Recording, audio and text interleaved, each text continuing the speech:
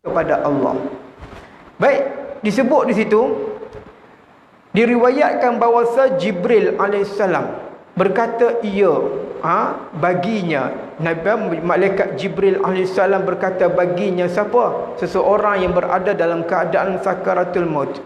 Dia berkata, hai fulan, tiadakah engkau kenal akan daku? Maka akulah Jibril. Kan? Malaikat perkenalkan diri dia. Dia kata, hai fulan, sebut nama tuan-tuan, sebut nama. Bukan nama fulan, nama nanti. Nama kita Jamaluddin, nama kita Ahmad, nama kita Abu, nama kita apa pun, kan, akan disebut. Malaikat Jibril sebut, hei Ahmad, hei Haji Ahmad bin Ahmad, ikutlah. Kan? Engkau tidak kenal aku. Sebenarnya aku adalah Jibril. Malaikat Jibril alaihissalam. Baik, akulah Jibril. Dan sekalian mereka itu siapa? Iaitu mereka yang telah mengasak kamu ni supaya mati dalam keadaan Nasrani, supaya mati dalam keadaan Yahudi. Mereka itulah. Mereka itu adalah siapa? Iaitulah seteru kamu. Mereka itu adalah seteru kita, musuh kita. Innahu lakum aduwwum mubin. Sesungguhnya ia adalah musuh yang nyata. Siapa dia? Iblis, syaitan. Nyata apa dah? Nyata pada kesesatan. Nyata apa? Nyata pada kemungkaran. Nyata apa? Nyata pada berlawanan dengan apa yang diajar oleh Allah dan apa yang dibawa oleh Nabi sallallahu alaihi wasallam. Nampak? Nyata berbeza daripada fitrah. Maka itulah yang dikatakan musuh kita yang nyata. Baik, malaikat Jibril kata, sesungguhnya aku ni Jibril yang datang kepada kamu tu ada seteru kamu. Kamu kena ingat, iblis ni adalah musuh dan juga seteru. Mereka datang untuk membawakan kamu kepada kekufuran kepada Allah. Baik, kemudiannya lagi, mereka itu seteru kamu daripada segala syaitan. Maka para min tersebut, kalau ikut tu, min, mereka itu mereka sebahagian daripada pok-pok syaitan. Kan? Pok syaitan tersebut adalah musuh kita. Baik, para segala syaitan, matilah engkau atas agama. Maka Jibril datang dengan pujukan, tuan-tuan.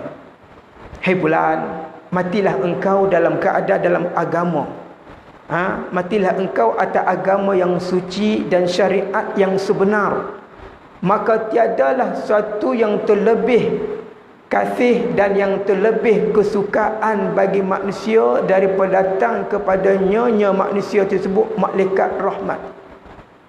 Maka kita tahu bila malaikat rahmat itu datang, dia akan bagi kepada kita berita gembira. Dia akan bawa kita kepada kebahagiaan. Dia akan bawa kepada kita kerahmatan. Dia akan bawa kepada kita kebahagiaan. Dia akan bawa kepada kita segala kenikmatan yang Allah Ta'ala bagi kepada kita, itu rahmat. Maka kita tahu bila malaikat rahmat itu datang, maka rahmat yang akan kita perolehi.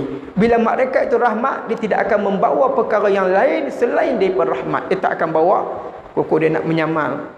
Kan hari ni malaikat mau cuti, hari ni aku datang ambil kerja dah. Tak ada. Kan? Itu bukan portfolio malaikat rahmat. Maka bergembiralah, berbahagialah. Memang satu berita gembira apabila malaikat rahmat itu datang kepada ia. Baik, kepadanya malaikat rahmat. Dan iaitu isyarat kepada mafhum firmanullah Ta'ala. Dan juga ia adalah mafhum daripada firmanullah Ta'ala, iaitu yang berbunyi allazina amanu wa kanu yattaqun. Orang-orang yang beriman adalah mereka yang bertakwa kepada Allah. Maka orang bertakwa inilah mereka akan memiliki syurga. Mereka akan memiliki kelebihan yang dianugerahkan oleh Allah kepada kita. Baik, lahumul busyra, dan bagi mereka itu berita gembira, kebahagiaan bagi mereka, busyra, kebahagiaan, berita gembira fil hayatid dunya wa fil akhirah. Iaitu bagi mereka itu berita gembira pada kehidupan di dunia dan juga di akhirat. Baik.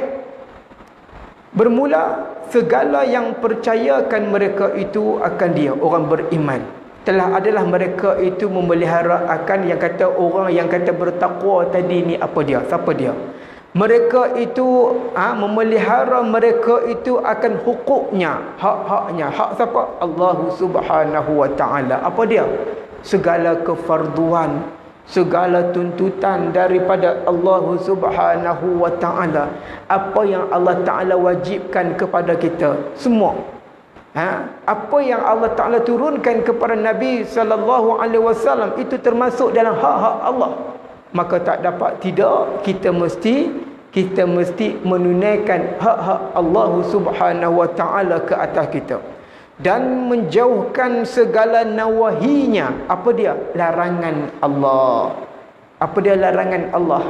Berzina, berjudi, minum arak, menderhaka kepada orang tua, kan, macam-macam lagi, membunuh, menganiaya, menzalimi, memfitnah, mengumpat, namimah dan sebagainya lagi. Kesemuanya itu adalah larangan daripada Allah Subhanahu wa taala kepada hamba dia. Inilah yang dikatakan muttaqun, orang-orang yang bertakwa.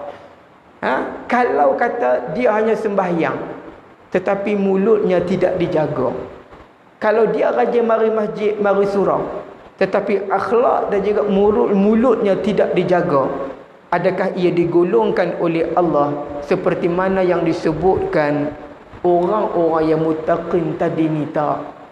Kan Allah Ta'ala sebut orang yang beriman adalah mereka itu yang memelihara hak hukuknya, itu hak-hak Allah, dan kemudian meninggalkan segala larangan Allah Subhanahu wa taala. Itu orang yang takut, orang yang benar-benar takut kepada Allah. Baik, kemudiannya lagi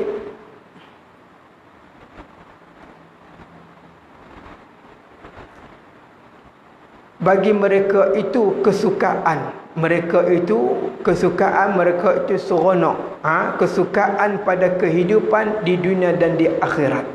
Mereka mendapat kebahagiaan di dunia dan juga di akhirat. Baik, kemudiannya lagi wahab lana min ladunka rahmah innaka antal wahhab.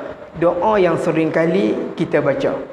Yang bulan lepas kita fokus kepada doa Rabbana la tuzigh qulubana. Ya Allah, jangan engkau membalikkan hati kami ini daripada bukan beriman. Ya Allah, jangan. Kita minta hari ini wahab lana, dan kurniakanlah kepada kami di sisi engkau ya Allah rahmat Allah. Innaka antal wahhab, dan sesungguhnya engkau ya Allah Maha Pemberi.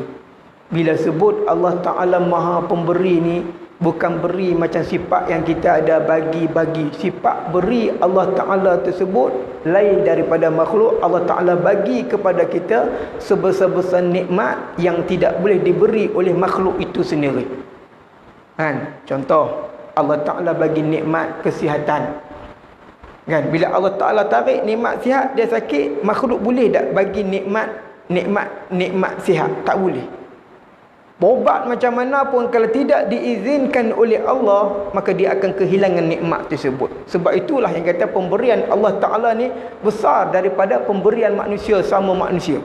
Tapi bila kita sebut wahab daripada Allah, pemberian daripada Allah Ta'ala ni cukup besar. Nikmat sihatnya, kan, nikmat kegembiraannya, nikmat segala nikmat yang kita kecapi tersebut, nikmat hidup, nikmat apa lagi? Maksudnya kebahagiaan adalah daripada pemberian Allah kepada hamba dia, yang mana hamba pun tak boleh nak bagi seperti mana yang diberi oleh Allah. Kan? Itu di antara innaka antal wahhab. Arti dan berikan bagi kami daripada hadrat engkau, sisi engkau, hai Tuhan kami, akan rahmat, bahwasanya engkau Tuhan yang amat memberi. Tadilah makna tadi nah. Cuma tadi mula saya terjemahkan mengikut yang mudah bicara kita dengan bahasa kita. Baik. Kemudiannya lagi Setelah itu, maksudnya yang kita nak sebutkan di sini, apa yang kata busyra tadi ni, apa yang kata rahmat tadi ni, kan, ayat Al-Quran tadi ni, lahumul busyra tadi ni, maka kegembiraan semasa sakaratul maut. Sebab dia malaikat Jibril datang, sebab dia malaikat rahmat datang. Kan, malaikat maut tu confirm dah datang. Cumanya kegembiraan setelah kita diasap, setelah mana kita ditekan oleh syaitan supaya kita mengikut, datangnya malaikat yang menempis segala dari syaitan-syaitan itu dalam keadaan kita sakaratul maut. Malaikat itu datang bukan hanya sekadar menempis, ia datang dengan membawa kegembiraan. Kan, yang kita baca tadi ni, allazina amanu wa kanu muttaqun tadi ni adalah mereka itu siapa? Iaitu mereka yang mana? Mereka yang mendapat rahmat daripada Allah Subhanahu wa taala. Baik, kemudian wahab lana, kemudian dengan doa ini jugalah yang kita sering kali kita baca, maka ia akan bawa kepada kehidupan kita dalam sakaratul maut nanti ni. Dunia dapat. Bila kita baca doa ni, Rabbana hablana min Rabbana wahablana min Rabbana hablana min ladunka rahmah innaka antal wahhab. Yang tu kena baca, jangan tinggal. Sebab di dunia ni Allah Taala bagi, mungkin kadang kita tak nampak, tapi yang kita nak semasa dalam keadaan sakaratul maut nanti ni, yang kita nak miliki perkara itu. Kan? Nah, itulah dia. Mungkin kita doa hari ni tak dapat, aku berdoa apa ni tak dapat pun, tengok kawan tu surau pun tak pergi masjid, sembahyang pun tak tahu, Jumaat pun tak nampak, tapi duk bagi kaya. Kan? Depa mungkin hanya dapat apa yang ada di atas muka bumi ni saja. Tapi kalau kita duk berdoa tak dapat, tetapkan berdoa. Sebab itu Sayyidina Umar Al-Khattab, aku tidak takut doa aku ni ditolak, tapi yang aku takutkan aku tidak mendapat hidayah untuk aku terus berdoa kepada Allah. Sebab apa? Sebab mereka telah melihat rahsia-rahsia Allah yang Allah Ta'ala nak kurniakan kepada hamba dia. Kalau kita berdoa tapi kita tidak dapat, tidak bererti kita dibenci oleh Allah, tapi adalah satu bentuk kasih sayang daripada Allah kepada hamba dia, supaya dia terus meminta kepada Allah Azza wa Jalla. Itu di antara dia. Kemudiannya lagi, baca doa tersebut, hablana min ladunka rahmah innaka antal wahhab. Maka inilah yang kita akan dapat. Baik, dapat mana? Ketika sakaratul maut. Ini menceritakan perihal sakaratul maut. Baik, kemudian bahawasanya engkau, hadrat engkau, Tuhan yang Maha Pemberi.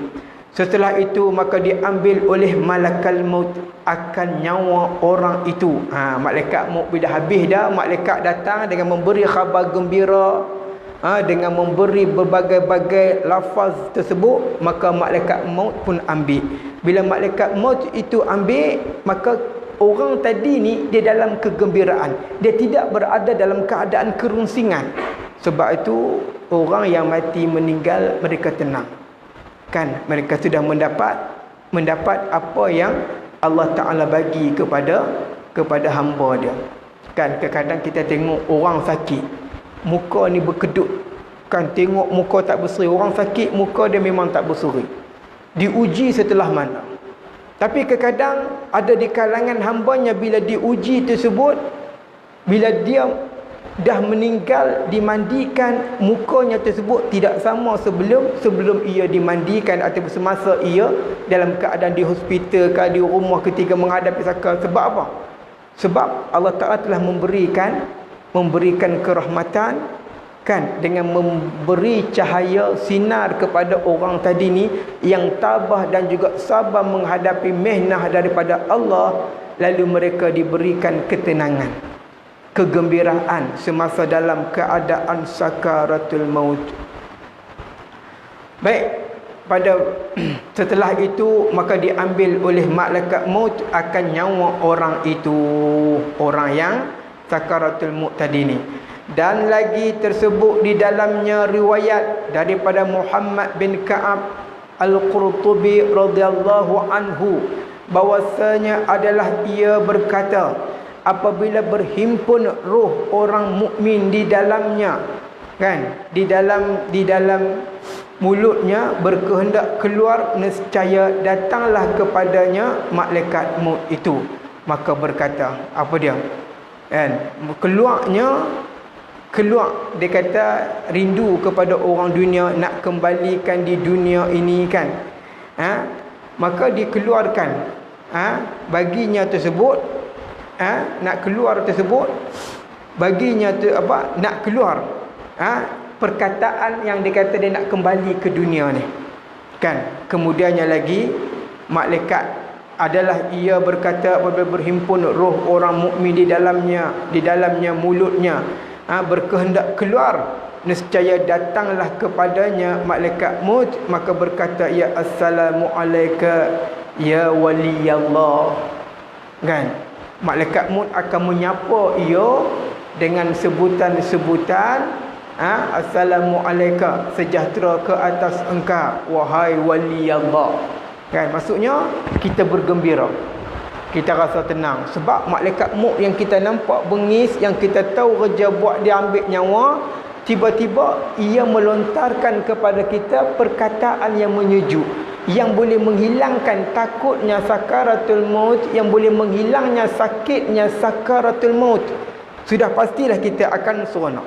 Baik, kemudian membaca ia akan firmanullah Ta'ala, allazina yatawaffahumul malaikatu tayyibin, kan. Allazina tatawaffahumul malaikatu tayyibin. Apa dia? Segala mereka yang diambil oleh malaikat akan nyawa mereka itu padahal tayyibin, dalam keadaan sukacita, seronok, kan. Sebab apa? Malaikat mau kata assalamu alayka, salam sejahtera ke atas engkau wahai waliullah. Kemudian ia pun membaca ayat-ayat allazina tatawaffahumul malaikatu tayyibin. Segala mereka yang diambil nyawa mereka tersebut adalah mereka itu dalam keadaan yang sukacita. Baik, kemudiannya lagi disebut, yaquluna salamun alaikum udkhuluhal jannata bima kuntum ta'malun. Berkata mereka itu, sejahtera ke atas kamu, kan. Malaikat kata kepada orang yang diambil sakaratul maut, sejahtera ke atas kamu tersebut, masuk oleh kamu ke dalam syurga dengan barang yang telah adalah kamu mengerjakan dia, kan. Maksud dia iaitu apa dia? Iaitu ucapan daripada malaikat kepada orang yang nak mati tadi ni, bahawa mereka tersebut diberi satu berita gembira tentang selepas mereka mati, mereka akan memperoleh nikmat yang dijanjikan oleh Allah Subhanahu wa Ta'ala. Baik, kita baca. Artinya segala mereka yang diambil oleh malaikat, orang yang matilah, akan nyawa mereka itu padahal sukacita, dalam keadaan gembira. Bila orang yang nak mati dalam keadaan sakaratul maut tersebut, mereka akan bergembira. Yang boleh menghilangkan takutnya sakaratul maut, yang boleh menghilangkan kesakitan sakaratul maut dengan berita gembira yang dibawa oleh para malaikat. Sejahtera atas kamu, masuk oleh kamu ke dalam syurga dengan barang yang telah adalah kamu mengerjakan dia. Dan kata Abdullah bin Mas'ud radhiyallahu anhu, apabila datang malaikat maut pergi mengambil nyawa seseorang mukmin, berkata ia baginya demikian bunyinya, rabbuka yaqra'uka salam. Tuan, kalau ada orang anak kirim salam, kita seronok. Ni makcik, ya ni man, dia tak balik sebab dia kirim salam, seronok dah. Kalau seronok kirim duit lagi seronok. Tu dah. Tapi yang bagi salam kepada kita ini adalah Allah Subhanahu wa Ta'ala, kan. Allah Subhanahu wa taala yang memberi salam kepada kita biwasitatin dengan perantaraan malaikat. Rabbuka yaqra'uka salam. Kata Abdullah bin Mas'ud dalam riwayat, Tuhan engkau memberikan kepada engkau akan salam. Artinya hai fulan, contohnya Haji Ahmad. Artinya hai Haji Ahmad, bahawasa Tuhanmu kan kirim salam akan dikau. Tuhan kirim salam. Kita kalau Perdana Menteri kirim salam seronok dah. Kan? Seronok dah. Kalau orang besar-besar bagi salam seronok dah. Kalau anak yang bagi salam kepada ibu bapa seronok dah. Apatah lagi Allah Subhanahu wa taala. Inilah yang dikatakan sakaratul maut yang tenang, yang dihilangkan dengan kesakitan dan ketakutan dengan sebab khabar gembira yang dibawa oleh malaikat. Baik, dan adalah Barra bin Azib radhiyallahu anhu berkata pada firmanullah taala, tahiyyatuhum yawmal yalqawnahu salamun. Bermula tahiyat. Tahiyat ni apa dia? Iaitu memperbesarkan. Tahiyat ini memperbesarkan. At-tahiyyatul mubarakatuh salawatu thayyibatu lillah, itu ucapan kemuliaan. Ucapan kemuliaan, ucapan kebesaran, ucapan mengalu-alukan. Kan? Macam kita membesarkan Allah. Bila ucapan tahiyyatun daripada Allah, sudah pastilah ucapan atau kegembiraan yang dikurniakan oleh Allah kepada hamba dan tahiyyatun. Bermula tahiyyatun mereka itu dan haluan mereka itu daripada Allah Ta'ala pada hari berjumpa akan dia. Yakni akan Allah Ta'ala itu salam dengan wasitah malaikat, iaitu malaikat maut. Kan? Malaikat maut muka bengis nak ambil nyawa, tiba-tiba dia ni haji Allah beri salam kat hang, tak ada apa dah. Tak ada apa dah. Allah seronoknya tahu dah bagaimana mati ia, kesudahan ia pada kehidupan yang akan datang. Baik, dengan wasitah malaikat, iaitu malakul maut, memberi salam atas mayat pada ketika ia mengambil akan nyawanya. Kan, nak ambil nyawa, malaikat bagi salam.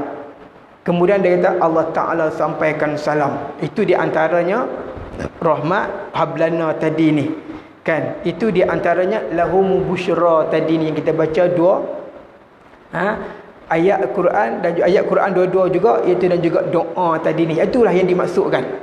Kan? Itu yang dikatakan ulama tentang makna ataupun penghayatan ayat itu adalah bagi keadaan manusia dalam keadaan sakaratul maut tadi ni. Baik, kemudiannya lagi pada ketika ia mengambil nyawanya, maka tiada mengambil ia akan nyawanya hingga memberi ia akan dia akan aman pada azab dengan memberi salam atasnya, kata Abu Al-Hasan rahimahullahu ta'ala. Kan? Maksudnya tidak ada azab. Setelah mana disampaikan kepada mereka yang berada dalam keadaan sakaratul maut itu, kan, akan ketakutan, selepas diberi salam hilang ketakutan dan juga azab. Itulah kegembiraan yang akan kita miliki, mudah-mudahan. Baik,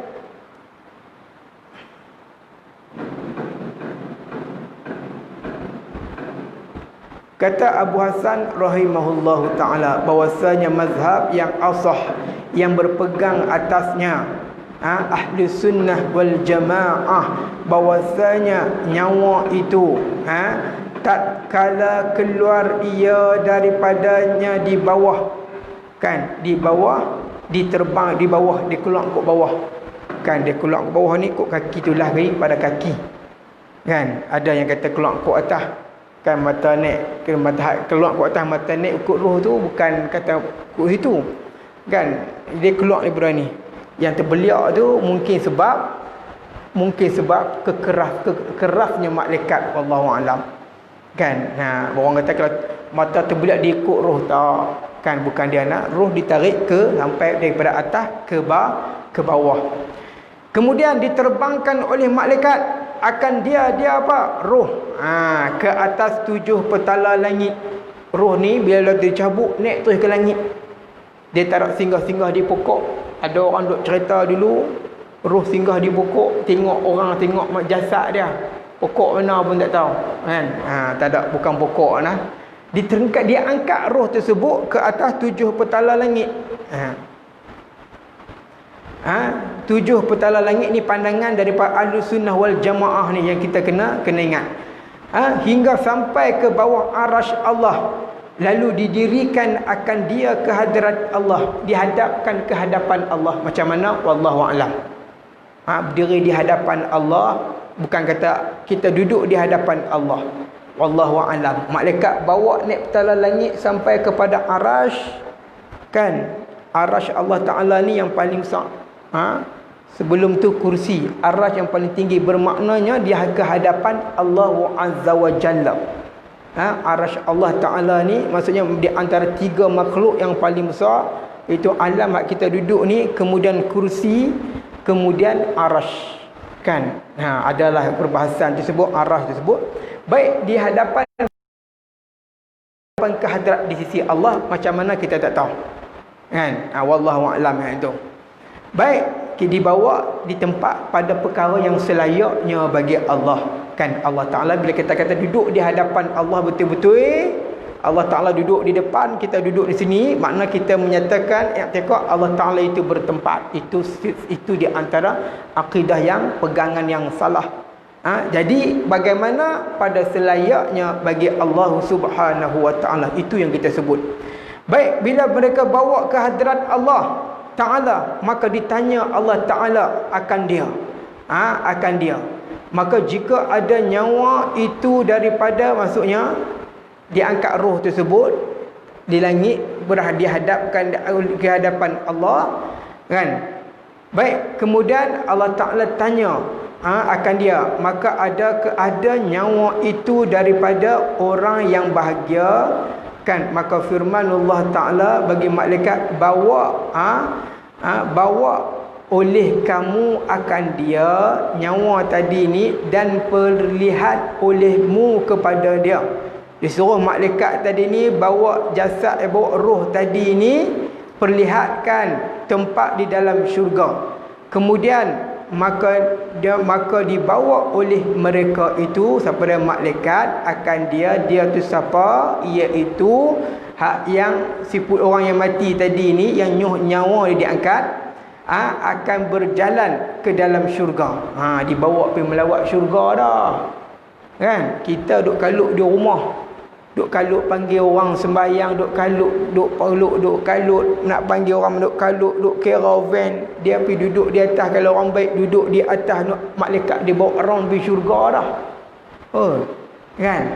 Duk bawa pergi naik syurga dah. Itu bagi orang-orang yang mukmin. Baik, kemudiannya lagi berjalan ke dalam syurga dengan sekira-kira masa tersebut, dia nyawa diangkat, kemudian proses masa dimandikan orang akan mayat itu. Sampai dimandikan orang, mayat itu. Maka apabila dimandikan dia dan dikapankan dia, bila selesai dah mandi, dikapankan dia, dikembalikan nyawanya itu kepada sisi tubuhnya, bukan masuk dalam nyawa lagi, diletakkan, diturunkan. Dia tengok anak aku mana yang cium aku, mana anak aku yang boleh tunggu aku, mana anak aku yang kafan, mana anak aku itu, mana kawan aku yang hidup, yang duduk kedai kopi, mana kawan aku dulu ni. Dia tengok. Itu dia kata keadaan. Kan? Keadaan. Baik.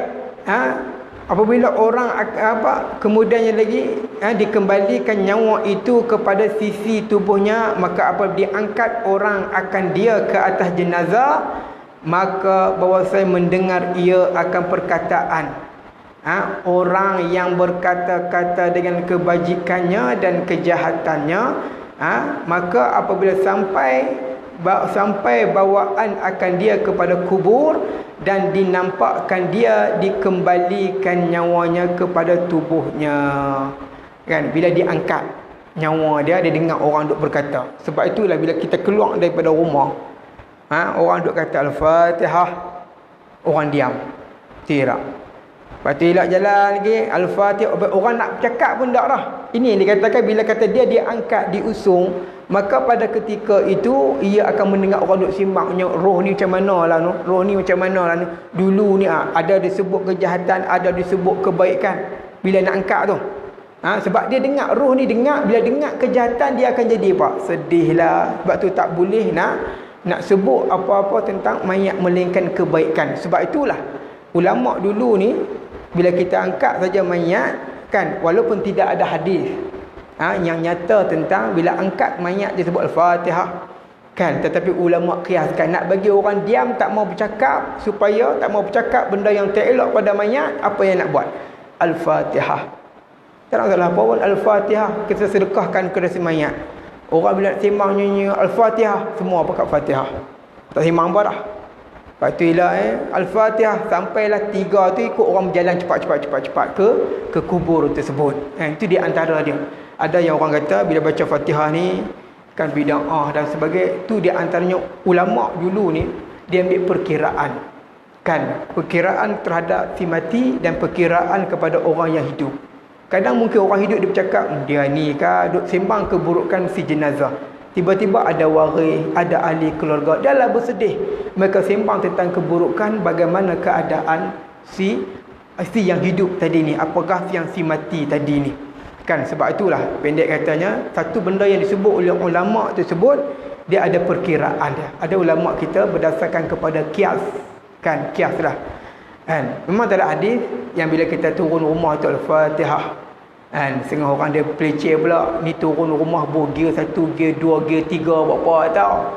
Kan, orang bukan buh gear saja orang baca Fatihah. Kan, supaya disedekahkan kepada, kalau ada di luar tu 70 orang mari, 70 orang hadiahkan Fatihah. Banyak mana ganjaran ganjaran kepada orang yang dia dapat tersebut. Baik, diangkat orang akan dia ke atasnya jenazah, maka bahawasanya mendengar ia tadi akan perkataan orang yang berkata-kata dengan kebajikan dan kejahatannya. Maka apabila sampai bawaan akan dia kepada kubur, bila orang dah bawa jenazah tersebut kepada kubur dan ditanam orang mati tadinya, dikembalikan nyawanya itu kepada tubuhnya, maka bila duduk dalam kubur, maka Allah Ta'ala pun kembalikan nyawa, masukkan nyawa jiwa tadi ni ke dalam tubuh dah. Kita akan sedang di sana. Kita sedang di sana, macam-macam lah keadaan dan situasi Baik, tubuhnya dan dudukkan dia, maka lalu masuk kepadanya 2 orang malaikat. Kan, bila kata ada riwayat yang menyebut bila seorang tu dimasukkan dalam kubur, kan, orang dah ni tak tunggu orang balik, tak tunggu orang nak balik, dia duduk dalam kubur, kemudiannya lagi dia akan duduk mencangkung, lebih kurang macam itulah, sambil mendengar apa yang disebut oleh khatib tadi ni, oleh tu imam tadi ni yang membaca talqin. Boleh dengar lah, kan, dengar, dia dengar. Baik, di talqin itu dikatakan talqin yang ghaib. Kan, dengan bertanya kemudian maka sampai bawaan tersebut kepadanya orang yang mati 2 orang malaikat. Malaikat ni bukan orang lah, cuma kita nak sebut 2 entiti malaikat tersebut yang memberi ujian, fitnah oleh keduanya akan dia. Itu ujian yang pertama. Dengan bertanya daripada i'tiqadnya dan lainnya, yang sering kali kita dengar soalan bocor. Periksa yang paling payah dia kata periksa soalan dalam kubur. Walaupun kita tahu bertahun-tahun lamanya, boleh hafal, boleh ingat dah, tapi bila berhadapan dengan malaikat Allah, kan, bukan lisan yang akan berkata, tetapi amalan itulah yang akan berkata-kata. Baik, dan daripada ini dan daripada Ibnu Majah dengan isnadnya yang sahih lagi thabit yang diangkatkan kepada Nabi sallallahu alaihi wasallam, sabdanya iaitu hadir malaikat, yakni tatkala hendak naik nyawa hamba Allah, maka jika ada ia orang yang soleh, berkata mereka itu, keluar olehmu ayatuhan nafsul mutmain, nafsu yang mutmainnah. Baik, jadi saya ingat kat tu, sebab kalau kita sambung lagi panjang lagi lah. Kita berhenti iktikadnya dan lainnya, dan daripada kita habis stop tang situlah, dan daripada ni kita habis tang itu kan, tak lagi banyak pula. Kita akan sambung Ibnu Majah dengan isnadnya yang sahih lagi sabit, yang diangkatkan kepada Nabi, yang marfu'kan kepada Nabi sallallahu alaihi wasallam. Jadi saya ingat sekadar itu yang dapat disampaikan.